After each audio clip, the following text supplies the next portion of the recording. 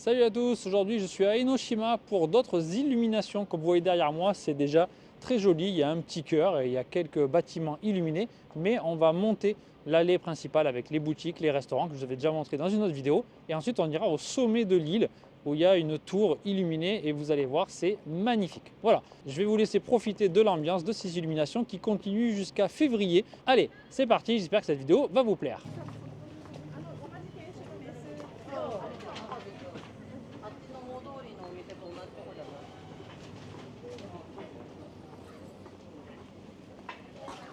Alors il n'y a pas beaucoup de monde, je suis assez étonné, je pensais que ça allait être blindé, parce que là on est le 27 décembre, mais les illuminations continuent jusqu'à février, et il y a pas mal de restaurants et de magasins qui sont fermés, mais c'est bien, du coup ça sera plus calme, ou peut-être que tout le monde est en haut en train d'apprécier les illuminations.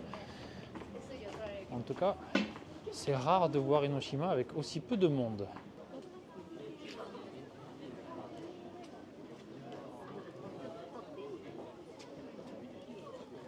Je ne sais pas si vous voyez, mais c'est écrit, c'est jusqu'au 29 février 2024.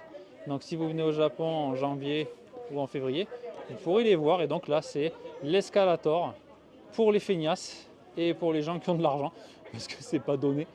Mais voilà, si vous, pour les personnes âgées, évidemment, les personnes qui ont des difficultés à marcher. Et donc au sommet, on va voir quelque chose comme ça. Allez, on va y aller.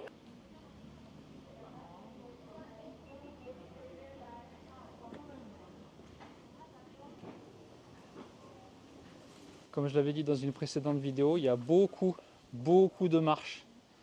Donc prévoyez des chaussures quand même confortables et prenez votre temps hein. Pour arriver jusqu'au sommet, il y a encore de la distance à parcourir.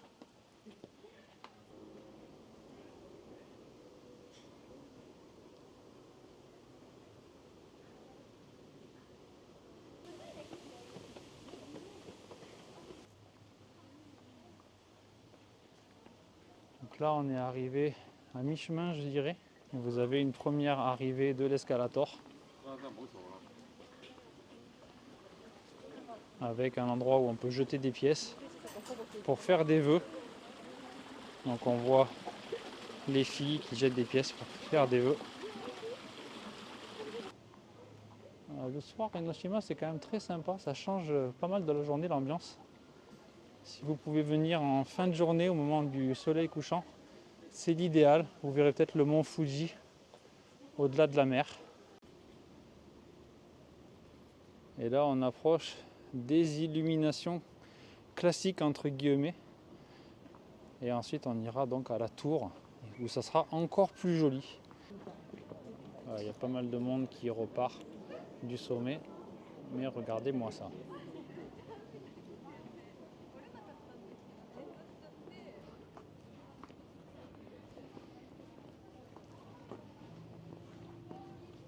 Il faut se baisser un petit peu. Mais c'est vraiment super joli.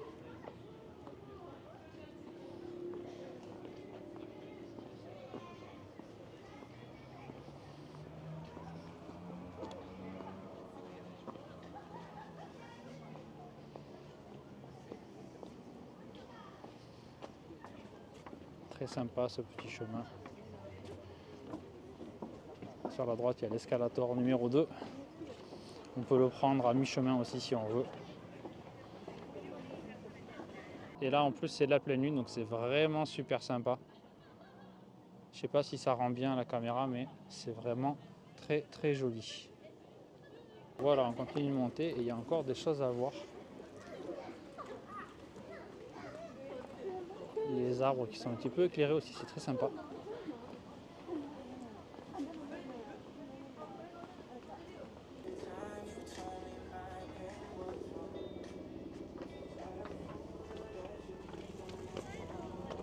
Voilà, on est arrivé au sommet. Il y a pas mal de choses, il y a des illuminations à gauche. Il y a la tour au fond.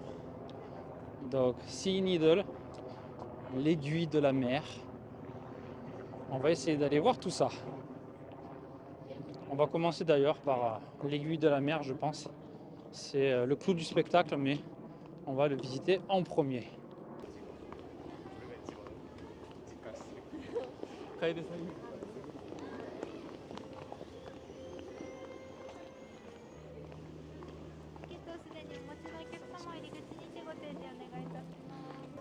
Alors on a même de la musique pour nous accueillir, un peu de jazzy, c'est très sympa.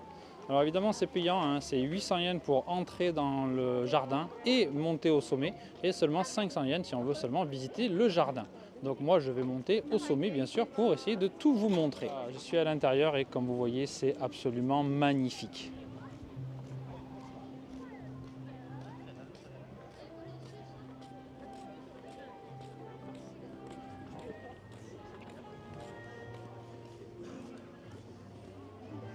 On va aller là-bas pour monter à la Sea Candle. Alors apparemment on ne peut pas filmer dans la Sea Candle, mais je vous montre un petit peu le jardin autour. Regardez-moi cette ambiance.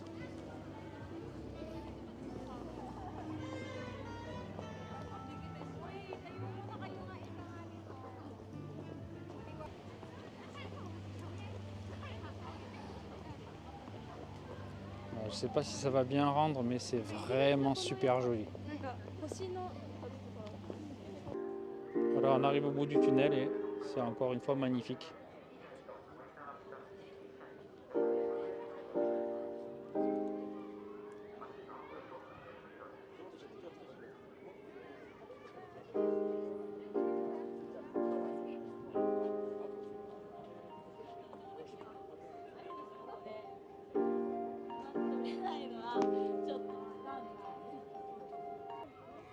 Alors là c'est très bruyant parce qu'il y a un petit coin pour les enfants où ils peuvent rebondir. Ils ont l'air de bien s'amuser. Enfin, pas tous, il y en a un qui pleure, mais c'est vraiment très joli.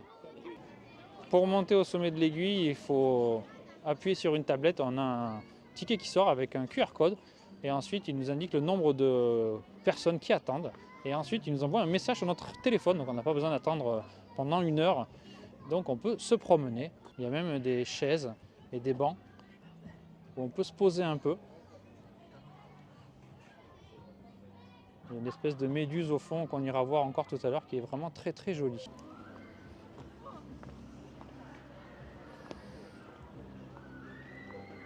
On entend encore le cri des enfants, mais c'est vraiment magique. Je l'avais déjà dit dans la première vidéo à Yokohama, mais ici c'est encore plus joli, c'est féerique.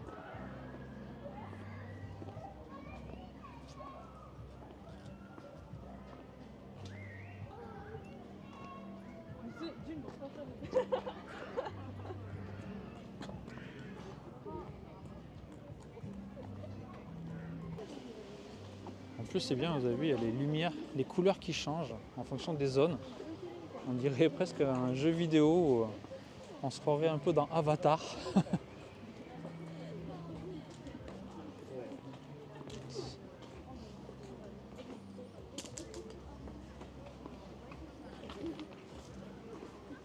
Et il y a un sens de circulation, il y a des flèches qui l'indiquent.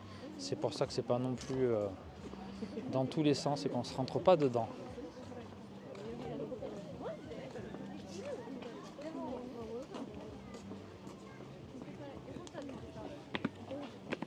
Encore une fois avec la pleine lune qui nous surplombe.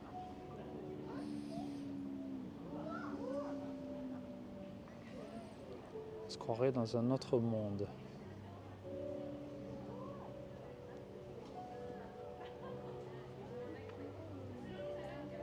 Le mur violet qu'on a vu tout à l'heure. Alors à l'intérieur, j'ai l'impression que ça scintille un petit peu. Mais c'est vraiment très joli cette espèce de couloir.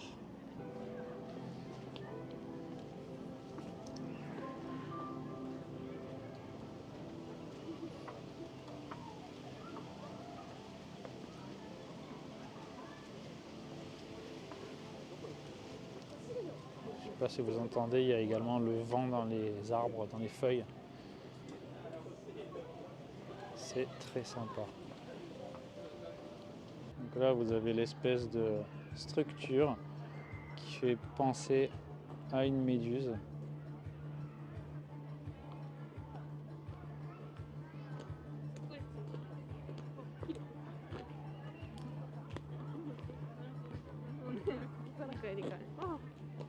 Voilà, là je suis au sommet de l'aiguille, donc ils avaient dit qu'il fallait pas filmer, mais tout le monde filme, prend des photos, donc je vais pas me priver.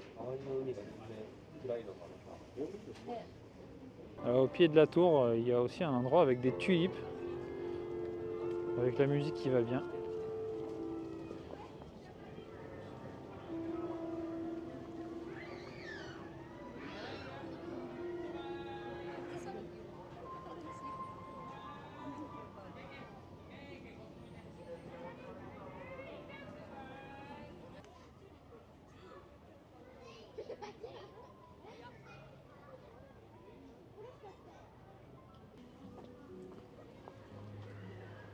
Alors c'est quand même pas mal bruyant, il y a beaucoup d'enfants qui crient, qui pleurent. Mais il n'y a pas tellement de monde, donc c'est quand même agréable quand on arrive un petit peu à s'isoler.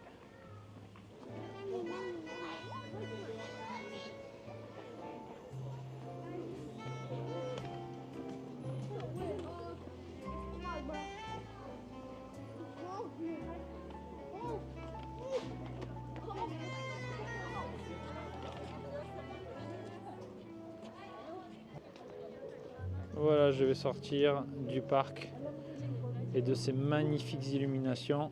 Il y en a d'autres que j'ai pas vues à l'extérieur, donc je vais vous les montrer également. Mais je vous laisse avec ces derniers instants.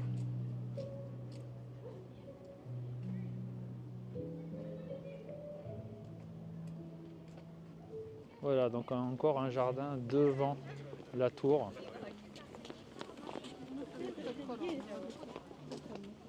Alors, il y a plein de gens qui sucent des bonbons qui s'allument. Je connaissais pas. Peut-être c'est à la mode. Et là aussi, c'est magnifique.